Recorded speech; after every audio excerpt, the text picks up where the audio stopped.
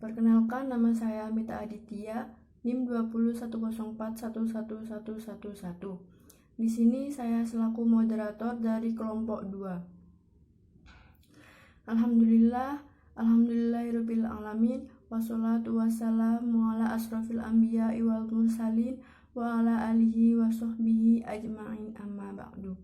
Pertama-tama, marilah kita panjatkan puja dan puji syukur kehadirat Allah Subhanahu wa Ta'ala, yang mana berkat rahmat serta hidayah beliau kepada kita semua, sehingga kita dapat melaksanakan perkuliahan pada hari ini dengan keadaan sehat walafiat.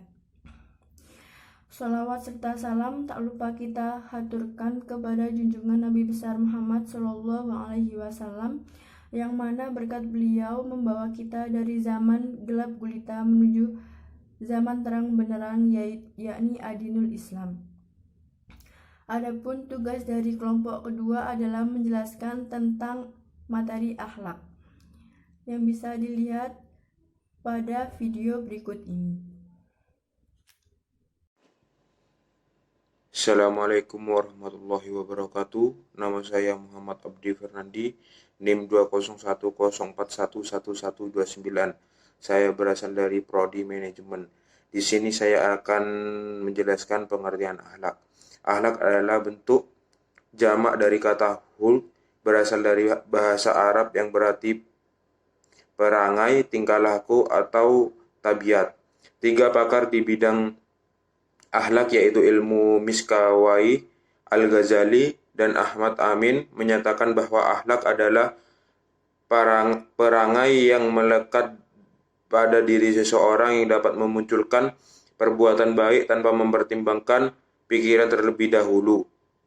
Kata akhlak diartikan sebagai suatu tingkah laku, tetapi tingkah laku tersebut harus dilakukan secara berulang-ulang, tidak cukup hanya sekali walaupun perbuatan baik, atau hanya sewaktu-waktu saja. Seseorang dapat dikatakan berakhlak jika timbul dengan sendirinya, didorong oleh motivasi dari dalam dirinya dan dilakukan tanpa banyak pertimbangan pemikiran, apalagi pertimbangan yang sering dilakukan berulang-ulang sehingga terkesan sebagai keterpaksaan untuk berbuat baik. Sekian penjelasan dari pengertian akhlak. Wassalamualaikum warahmatullahi wabarakatuh. Assalamualaikum warahmatullahi wabarakatuh. Perkenalkan, nama saya Fika Dustianingsi, NIM 20104111140. Saya di sini akan menjelaskan tentang perbedaan akhlak, etika, dan moral. Akhlak, etika, dan moral dibagi menjadi 9, yaitu yang pertama, etika bertolak ukur pada akal pikiran atau rasio. Yang kedua, moral tolak ukurnya adalah norma-norma yang berlaku pada masyarakat. Yang ketiga, etika bersifat pemikiran filosofis yang berada pada tataran konsep atau teoritis. Yang keempat, pada aras aplikatif, etika bersifat lokalitis dan temporer, sesuai konsensus. Yang kelima, moral berada pada dataran realitas, praktis, dan muncul dalam tingkah laku yang berkembang dalam masyarakat. Yang keenam, etika dipakai untuk pengkajian sistem nilai yang ada. Yang ketujuh, moral yang diungkapkan dengan istilah moralitas dipakai untuk menilai suatu perbuatan.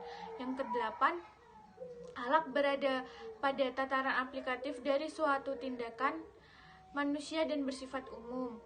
Yang kesembilan, susila adalah prinsip-prinsip yang menjadi landasan berbijak masyarakat, baik dalam tindakan maupun dalam tata cara berpikir, berdasarkan kearifan-kearifan lokal.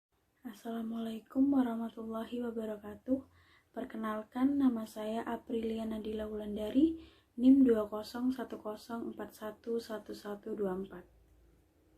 Di sini saya akan menjelaskan tentang persamaan etika, moral, dan akhlak.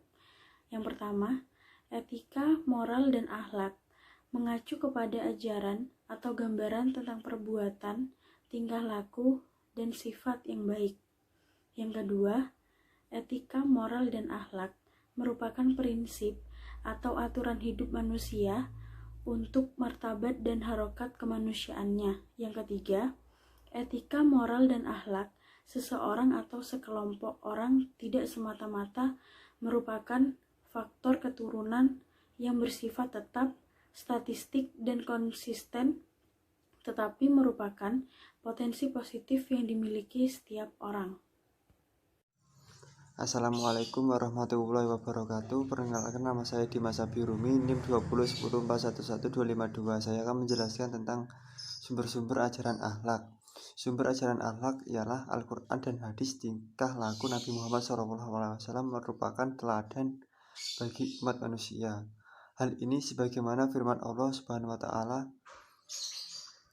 "Laqad kana lakum fi Rasulillahi uswatun hasanatun liman kana yarjullaha wal yaumal alhiro wa dzakarallaha kabira."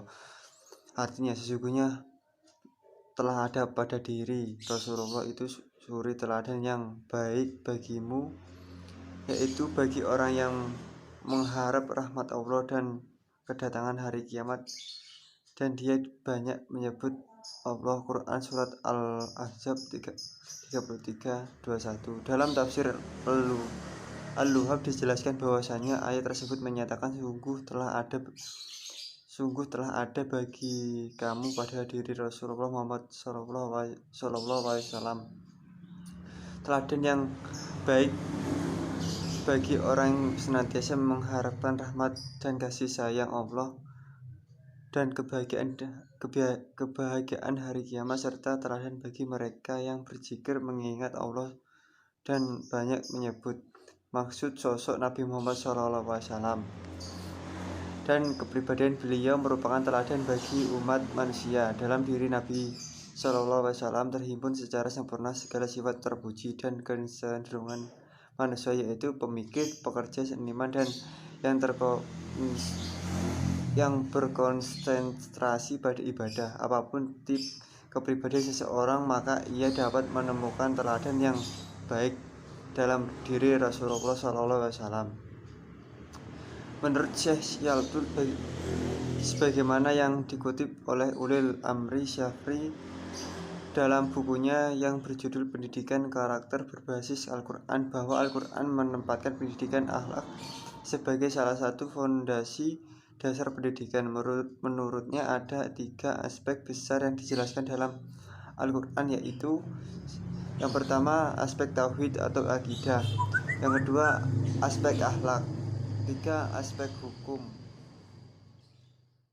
Assalamualaikum warahmatullahi wabarakatuh. Nama saya Faisal Ridho Putra Susanto dengan NIM 201041134. Saya di sini akan melanjutkan presentasi dari Dimas Abi.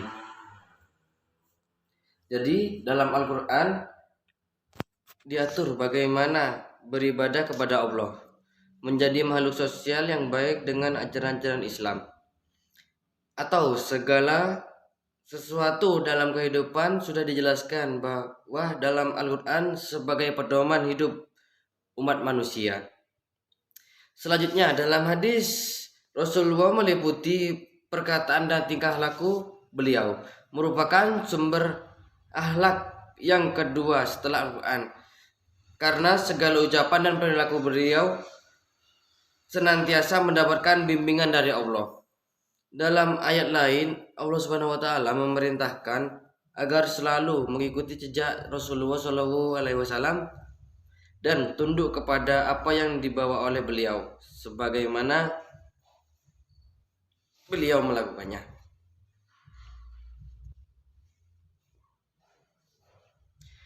Setiap muslim dituntun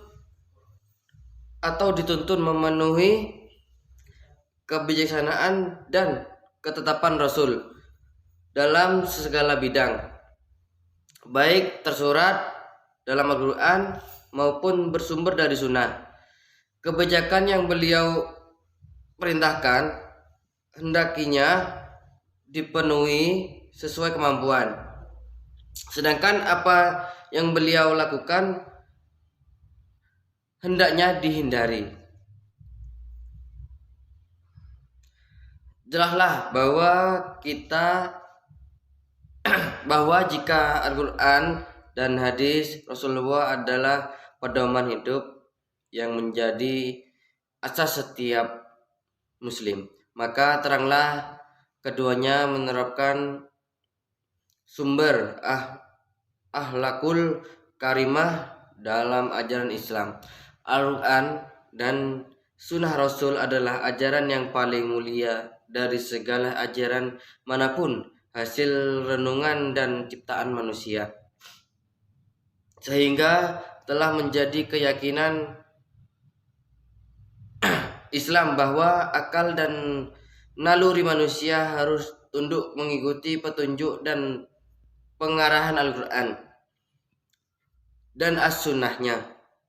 Dari pedoman itulah diketahui kriteria mana perbuatan yang baik dan mana perbuatan yang buruk. Dengan begitu jelas bahwa dengan berpegang pada kedua pusaka peninggalan Rasulullah SAW, yakni Al-Quran dan hadis, akan selamat di dunia dan akhirat, dan juga mendapatkan kemuliaan karena kemuliaan akhlaknya.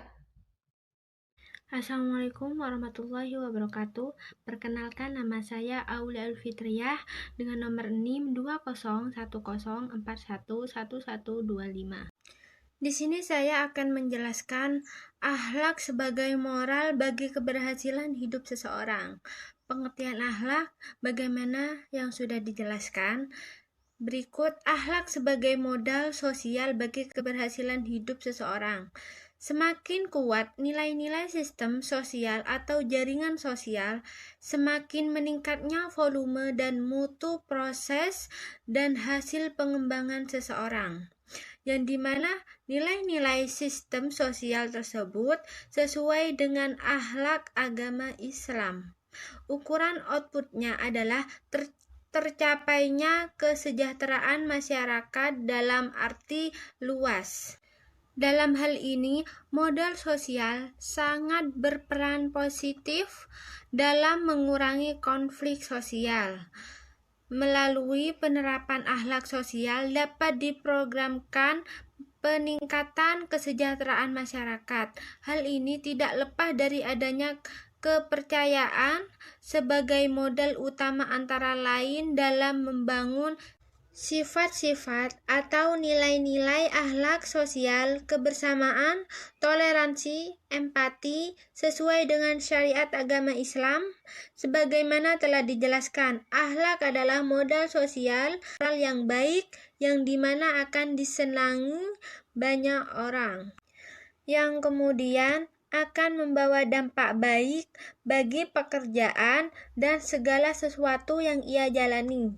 Contohnya saja, seorang pedagang yang ramah dan sopan akan lebih disukai dan disenangi oleh para pembeli dibandingkan dengan pedagang yang kasar dan tidak ramah.